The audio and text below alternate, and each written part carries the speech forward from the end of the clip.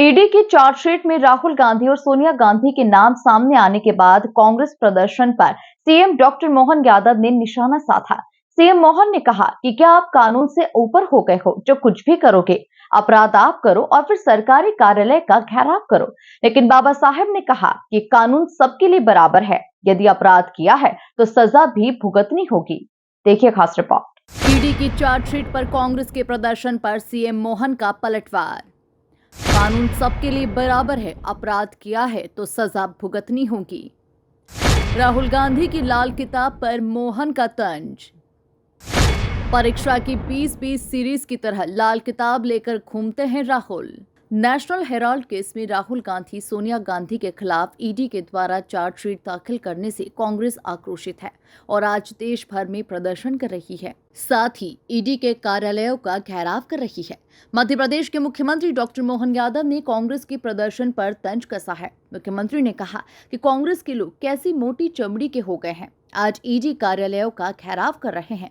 क्या आप कानून से ऊपर हो गए हैं जो कुछ भी करोगे, अपराध आप करो और फिर सरकारी कार्यालय का घेराव करो। लेकिन बाबा साहेब ने कहा कि कानून सबके लिए बराबर है, यदि अपराध किया है तो सजा भी भुगतनी पड़ेगी। तो हमारी वो अतीत के काल की 21वीं शताब्दी की स्वामी विवेकानंद की भविष्यवाणी भी सार्थक होती है, जब हमारा अपना देश सब प्रकार से सब व्यवस्थाओं से न केवल सक्षम हो रहा बल्कि हम सबको गर्व और गौरव करने का मौका मिल रहा है। कितने प्रकार की बात करें, आज ही चार्जशीट पेश हो रही जिनके लिए, ये यशस्वी प्रधानमंत्री का वो भाव जो संविधान में नहीं थे, कानून सबके लिए बराबर है। इसलिए जब कानून की बात आए तो कांग्रेस के लोग कैसी मोटी चमड़ी देखो, आज इनकम टैक्स के ऑफिस को घेराव करने जाएंगे तो क्यों भैया, आप सबसे ऊपर हो गए, कानून से भी ऊपर हो।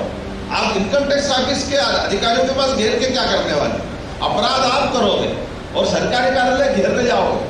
ये जो कार्यशाला है, ऐसे सारे विषयों को लेकर के डॉक्टर भीमराव अंबेडकर जी ने जो संविधान हमको दिया, उस संविधान में हमको यही तो गणतांत्रिक व्यवस्था है कि गणतंत्र में कोई बड़ा नहीं, कोई छोटा नहीं, कोई ऊंचा नहीं, कोई नीचा नहीं, जिसको सरल वाक्य में यशस्वी प्रधानमंत्री कहते हैं, सबका साथ सबका विकास।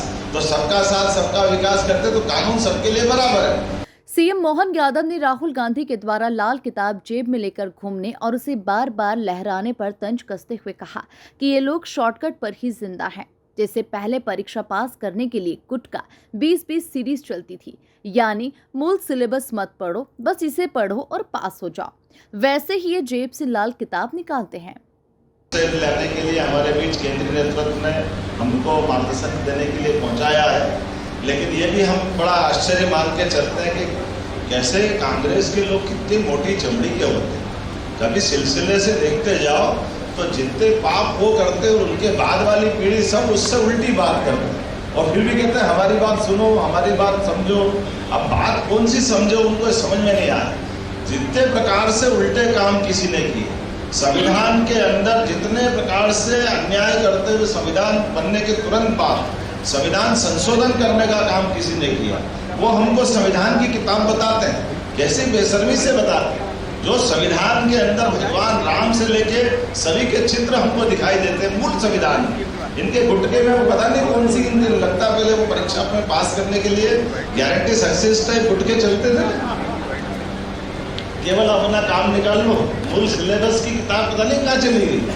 तो ये उस शॉर्टकट से जिंदा रहे, अपने वो पता नहीं कौन से जेब से निकालते लाल किताब। लाल किताब में तो लिखा था कि 21वीं शताब्दी में भारत का यशस्वी प्रधानमंत्री दुनिया में अपने दाग बनाएगा और देश दुनिया का नंबर 1 देश बनेगा।